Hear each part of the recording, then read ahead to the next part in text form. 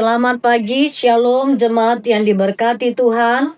Dengan penuh sukacita kita kembali dalam renungan pagi Jemaat GEMI Kanaan Medan Selatan di hari Sabtu 28 Maret 2026. Mendengarkan firman-Nya, sebelumnya marilah kita berdoa. Terpujilah Engkau Allah yang telah memberkati malam istirahat kami. Kembali memulai hari baru, kami akan mendengarkan kebenaran firman-Mu. Berbicaralah Engkau ya Tuhan. Kami siap untuk mendengarkannya. Dalam nama Yesus kami berdoa. Amin. Firman Tuhan dari Injil Markus pasal 10 ayat 32 sampai ayat yang ke-34. Saya fokus hanya ayat 33, demikian firman-Nya. Sekarang kita pergi ke Yerusalem, dan Anak Manusia akan diserahkan kepada imam-imam kepala dan ahli-ahli Taurat, dan mereka akan menjatuhi hukuman mati kepadanya. Mereka akan menyerahkan dia kepada bangsa-bangsa lain. Amin. Saya memberi tema firman Tuhan, kesadaran Yesus akan misinya. Kesadaran Yesus akan misinya. Jemaat Tuhan, ayat ini menunjukkan bahwa Yesus sadar sepenuhnya akan penderitaan yang menantinya di Yerusalem. Penderitaan tersebut bukan sebuah kebetulan, melainkan bagian dari rencana keselamatan. Oleh sebab itu, dengan sebuah keberanian dan ketaatan, meskipun tahu akan disiksa dan dihukum mati, Yesus tidak mundur. Dia berjalan menuju Yerusalem dengan berani, menunjukkan ketaatan penuh kepada kehendak Bapa untuk menebus saya dan seluruh jemaat. Penderitaan sebagai jalan kemuliaan. Jemaat yang terkasih, setiap orang tentu menghindari penderitaan. Tetapi Yesus merespon penderitaan sebagai jalan kemuliaan. Markus menekankan perjalanan menuju Yerusalem berfokus pada penderitaan, bukan kemuliaan duniawi. Ini mengajarkan bahwa mengikut Yesus mungkin melibatkan atau harus melibatkan salib, tantangan, namun itu adalah jalan menuju kemuliaan yang sejati. Jadi, jangan pernah menjadi cengeng dan rapuh ketika kita diperhadapkan dengan penderitaan, sebab itu pun bisa dipakai Allah menjadi jalan kemuliaan. Bapak, Ibu, saudara-saudari jemaat yang diberkati Tuhan.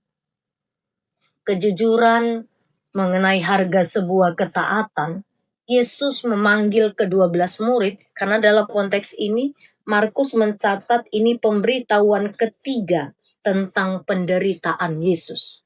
Yesus memanggil ke-12 murid, kemudian memberitahu mereka secara spesifik apa yang akan terjadi.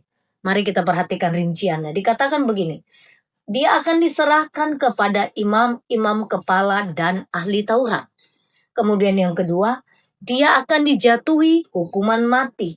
Kemudian selanjutnya yang ketiga, diserahkan kepada bangsa-bangsa bukan Yahudi. Yesus tidak memberikan janji-janji manis, janji-janji palsu. Dia jujur tentang penderitaan, apa yang akan dialaminya. Di dunia yang menawarkan jalan pintas dan kenyamanan instan, namun Yesus justru mengingatkan kita bahwa ketaatan kepada Bapa memiliki harga yang mahal. Jadi bukan janji-janji manis, bukan juga jalan pintas, tetapi sebuah penggenapan yang harus dia jalankan. Lewat firman Tuhan ini, jemaat Tuhan, apa yang mau kita lakukan? Yang pertama, mari kita fokus pada tujuan. Yesus tetap melangkah ke Yerusalem, sekali lagi dengan kesadaran akan misinya. Yesus tetap melangkah menuju Yerusalem karena dia mengasihi saya, mengasihi Bapak dan Ibu, mengasihi dunia ini. Dan fokusnya adalah kehendak Bapa. Fokus, dia jalan ke Yerusalem dengan kesadaran penuh. Yang kedua, jemaat Tuhan, jangan pernah takut pada proses. Jika saat ini mungkin kita merasa cemas menghadapi masa depan, lihatlah bagaimana Yesus berjalan di depan kita. bersama dengan para murid menuju Yerusalem. Dia berjalan di depan dan murid-murid mengikutinya dari belakang. Jangan pernah takut, jangan pernah khawatir. Jika saat ini sekalipun kita merasa ada penderitaan, merasa cemas, merasa khawatir tentang masa depan, merasa kita seperti tidak ada jalan keluar lewat penyakit, penderitaan yang kita hadapi, jemaat Tuhan, pandanglah dengan mata iman. Sesungguhnya Yesus berjalan di depan kita. Maka kemenangan itu sudahlah pasti. Penderitaan mungkin nyata, ya. Tetapi kebangkitan adalah kepastian dan itu telah dikerjakan Yesus dengan sangat sempurna untuk saya dan kita semua. Jangan pernah takut. Berjalanlah bersama dengan Dia. Tuhan Yesus memberkati. Amin, kita berdoa. Bapa Surgawi, terima kasih untuk firman-Mu yang luar biasa. Berbicara bagi kami pada hari ini.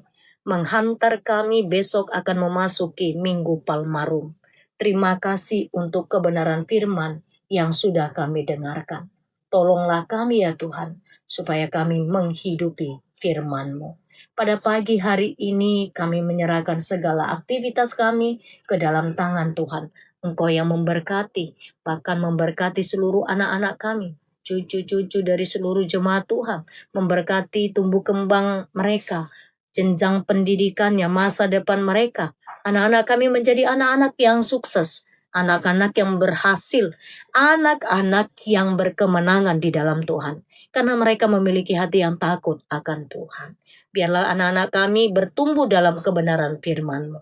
Mereka yang sudah bekerja berkati dalam pekerjaannya, supaya anak-anak kami juga mengerti menggunakan berkat dengan sebaik-baiknya. Kami bawa juga Tuhan untuk para pelayan-Mu di GMI Kanaan Medan Selatan. Kami para pendeta, majelis, dan les speaker, guru-guru sekolah minggu, seluruh tim ibadah sesi 1, petugas kebersihan, proyektor, seluruh yang ambil bagian dalam pelayanan ini.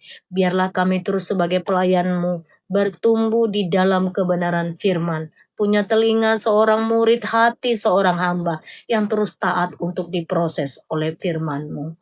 Kami menyerahkan seluruh jemaat-Mu yang mengalami kelemahan tubuh. Kami mau tetap percaya kepada kuat kuasa Roh Kudus-Mu. Biarlah Tuhan Kau memberikan kesembuhan untuk Inang Hinsa Buru Tambunan, untuk Amang Markus Siahaan, untuk Amang